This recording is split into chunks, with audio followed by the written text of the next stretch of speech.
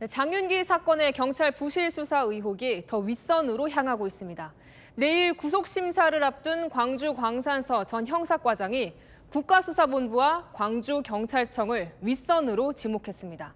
장윤기의 여고생 살해와 외국인 여성 성폭행 사건을 따로 수사하라는 지침이 내려왔던 건데요. 박건영 기자가 단독 보도합니다. 광주 광산경찰서는 이틀 간격으로 발생한 장윤기의 외국인 여성 성폭행과 여고생 살해 사건 수사를 각각 다른 부서에 맡겼습니다.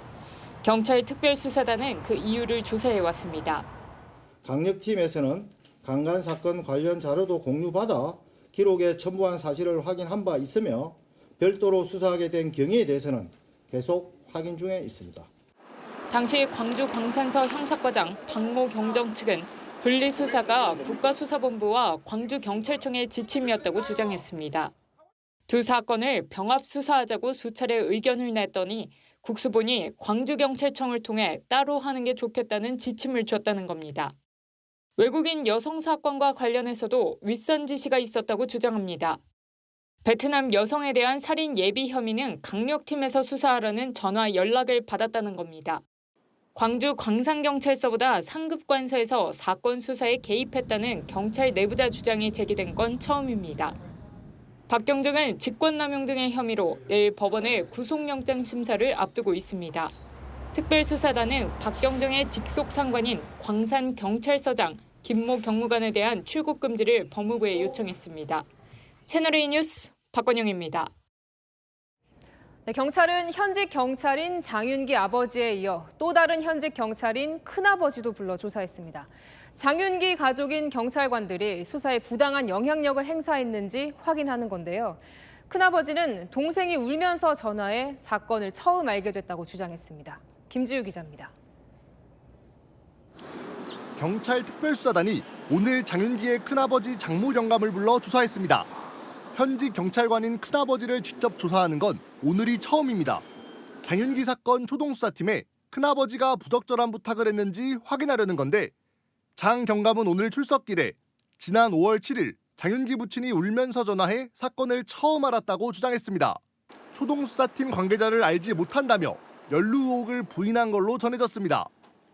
특별수사단은 구속 상태로 광주교도소에서 지내고 있는 장윤기를 찾아가 처음으로 접견 조사를 했습니다.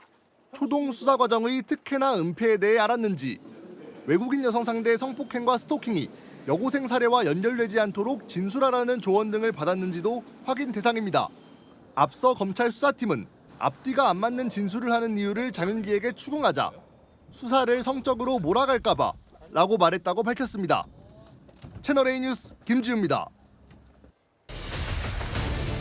네, 장윤기 사건 부실 수사 의혹이 윗선으로 향하고 있습니다. 관련자들이 윗선을 언급하기 시작한 겁니다. 국민을 보호해줘야 할 경찰이 뒤에서는 무엇을 하고 있었습니까? 가해자가 경찰 가족이라는 이유로 사건을 축소하고 조직으로 은폐하고 있었습니다. 누구보다 엄정하게 수사하고 우리 채은이의 억울함을 풀어줄 것이라고 믿었던 경찰이 우리 편이 아니라 살인마의 편이었습니다. 사건의 실체적 진실을 밝혀야 할 수사 담당자가 도리어 범행의 증거물을 은닉함으로써 피해자와 유가족에게 씻기 힘든 상처를 드린 점 깊이 사죄드립니다. 구속된 강력팀장은 윗선에서 스토킹과 살인 사건을 연결시키지 못하도록 지시했다고 진술하였습니다. 네. 모두 자신의 책임을 좀 지지 않으려는 걸까요? 수사팀장은 본인의 윗선의 지시가 있었다. 그 형사과장은 광주청의 지시가 있었다. 이렇게 주장을 하는 것 같습니다. 구전우 변호사님, 그러니까 직속 상관이 지시를 해서 그런 거다. 뭐 등등 계속 윗선으로 이제 책임을 좀 전가하는 모습이거든요. 그렇죠. 지금 수사팀장이 구속돼 있잖아요. 근데 또 내일 형사과장이 영장실질심사를 받습니다. 이럴 때 자기에게 가장 유리하게 쓸 수 있는 얘기가 이제 터져 나오거든요. 그래서 저거는 과장은 되어 있을지 모르지만 알맹이에 있어서는 진짜일 거다. 예.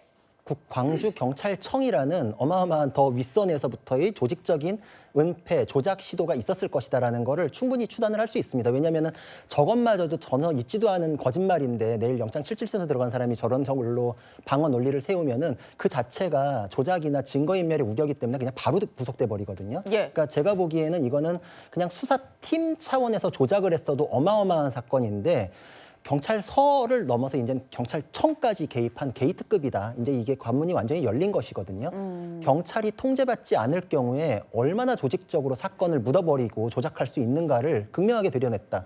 이거에 대해서 민주당에서는 피해자들이 쫓아다니면서 뭐 권리 행사하면 다 바로잡을 수 있다 그러는데 될 수가 없어요, 이거는. 예. 그리고 유족들이 지금 마음이 찢어지는 상태에서 벌떡 일어나서 저거 쫓아다니는 게 말이 됩니까? 그러니까 저거는 얼마나 저거에 대한 경각심이나 위험 부담에 대한 걱정 없이 저렇게 자행을 했는가를 알 수 있을 뿐만 아니라 저게 검찰이 이전에 봤을 때 뭐 결론 바뀌는 게 많지 않았다라는 얘기도 하시잖아요, 민주당 쪽에서. 예. 근데 그게 왜 그러냐면 카운터 직원이 맨날 사장이 장부 갖고 와봐 이러면은 조작하거나 빼먹을 엄두를 못 내잖아요. 그럼 표면적으로는 아무런 일이 벌어지지 않죠. 근데 사장이 너 이제부터는 회계장부 보지 마라고 하면 직원이 땀만 먹겠죠. 그런 마음이 이제 먹어진 게 저런 사건으로 드러났는데 앞으로도 계속 벌어질 것이고 사건은 이렇게 대형 사건이 아니라 온갖 민생 사건에서도 피해자는 존재하고 그 사람에겐 인생이 걸린 문제입니다. 누군가가 한 번 더 리뷰를 해준다라고 하면은 감사한 일 아닌가요? 그게 못 믿어오면 그 리뷰하는 사람을 다시 리뷰하는 추가적인 안전장치를 둘 생각을 해야지 다 도려내버리면은 예전에 우리가 그렇게 무서워했던 일제시대 순사의 부활밖에 안 되는 겁니다. 예.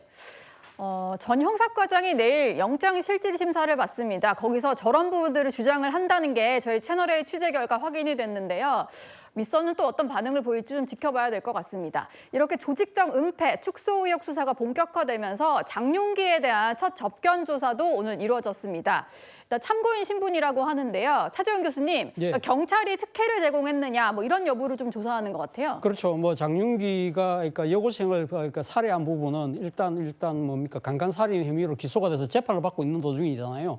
지금 그러니까 그러니까 특수본이 나름대로 조사를 그러니까 장윤기에 대한 조사를 하는 부분은 장윤기 아버지와 큰아버지가 현직 경찰이기 때문에 이 장윤기의 혐의를 축소 은폐하는데 일종의 뭐랄까 역할을 한 것이 아닐까라는 부분을 핵심 피의자인 일종의 뭐랄까 장윤기를 불러서 이야기를 합니다만 예. 이 부분은 그러니까 지금 장윤기의 처벌받을 몫은 아니거든요. 그렇기 때문에 아마 참고인 신분으로 조사를 하는 것으로 보입니다만 일단 장윤기를 지금 대면 조사를 할 경우에는 저는 뭐 적지 않은 수학이 있지 않을까라는 생각도 듭니다. 예. 모르긴 몰라도 장윤기가 사실은 그러니까 경찰서 유치장에 있을 때 아버지하고 뭐 몇 번 만났다고 그러잖아요. 그 과정에서 아버지가 어떤 식으로 이런 식으로 저런 식으로 행동을 하라는 식으로 지침을 줬을 가능성이 높고 그 지침의 근거로서 내가 수사팀한테 이런 이야기를 들었는데 라는 식으로 했을 가능성이 상당히 높다. 예. 그럴 경우에 고강도 조사의 경우에는 장윤기가 그런 부분을 실토할 가능성도 전혀 배제할 수 없기 때문에 네. 장윤기는 아주 중요한 참고인 신분이 아닐까라는 생각이 듭니다. 오늘 경찰인 큰아버지도 조사를 받았는데요. 역시 참고인 신분입니다. 증거인멸에 대해서 아는 사실이 없다. 내 동생 그러니까 장윤기의 아버지가 울면서 전화해서 처음 알았다. 이런 얘기를 했다고 하네요. 성추인 부대변인님. 네. 일단 본인은 전혀 이 증거인멸이나 이런 과정에 대해서는 몰랐다. 뭐 이런 주장이거든요. 그렇죠. 사실 이 통화 녹취록이 나온 게 아니기 때문에 이거를 함부로 예단하기는 어렵습니다만 저는 이 타이밍에 묵살 지시를 하기 전에 경찰인 이 사람과 통화를 했다는 것 자체가 아무래도 같은 경찰끼리 이 장윤기 씨의 아버지가 증거인멸을 하기 전 뭔가 조언이나 내가 이렇게 하려고 이런 상황이고 이런 상황 속에서 이런 거를 할 때 뭔가 자기가 놓치고 있던 부분에 대한 체크를 하기 위해 통화를 한 게 아닌가라는 생각이 들고요. 네. 그것도 여기 어디까지나 예측입니다만 그렇기 때문에 저는 만약에 큰아버지가 이거에 대한 가담을 안 했거나 뭐 증거가 없다 하더라도 합리적으로 봤을 때 상식적으로 봤을 때 뭔가 그거에 대한 조언을 해줬을 것이다. 그리고 아마도 그 장윤 씨 아버지가 그 상황에서 아들의 범죄 혐의를 안 밝혔을 리가 없거든요. 안 밝혔을 거고 이런 거 진행 중이고 이런 것들을 내가 하려고 한다고 했을 때 큰아버지 입장에서는 이걸 증거인멸하는 걸 포착을 한 거잖아요. 근데 본인은 경찰이잖아요. 예. 근데 이거를 그냥 묵인하고 방관했다? 저는 그 죄도 가볍지 않다고 봅니다. 물론 이것과 관련된 통화의 내용에 대해서 뭔가 우리가 밝혀낼 수 없다면 이건 어디까지나 예측이기 때문에 아마 법적 처벌을 받지 않게 될 것으로 전 예상이 됩니다만 큰아버지도 이 도덕적, 도의적 책임에선 자유로울 수 없을 거라고 생각합니다. 예. 그리고요, 주말 동안에 장윤기의 자필 의견서가 또 보도가 되면서 국민적인 공분이 일었습니다. 이런 내용이 담겨 있다고 하는데요. 내 신상이 공개되어도 엄마, 아빠, 형에게는 피해가 가지 않았으면 좋겠다. 유족을 향한 메시지는 없었습니다. 이현종 의원님, 네. 반성문을 최근 뒤늦게 내기는 했는데 제대로 사과하고 싶은 마음은 없고 그냥 내 가족이 피해를 안 봤으면 좋겠다. 이런 내용만 많이 담겨 있었어요. 그러니까 자신의 범죄 행위에 대한 죄책감이 전혀 읽히지가 않는 거잖아요.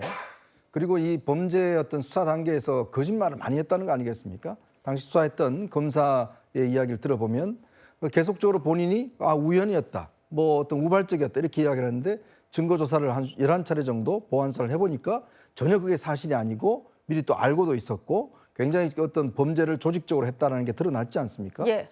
그런 것들인데 결국 이게 보면 의견서에도 보면 자기 가족만 생각했지 정말 이쪽 피해자의 부모라든지 이쪽에 대해서는 전혀 사과 한마디도 없는 거거든요.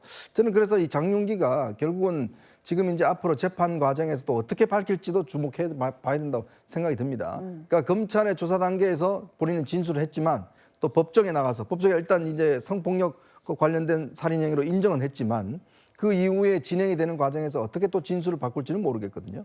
그런 면에서 검찰에서도 철저한 증거 관계를 좀 수집해야 되지 않겠는가 생각이 듭니다. 예.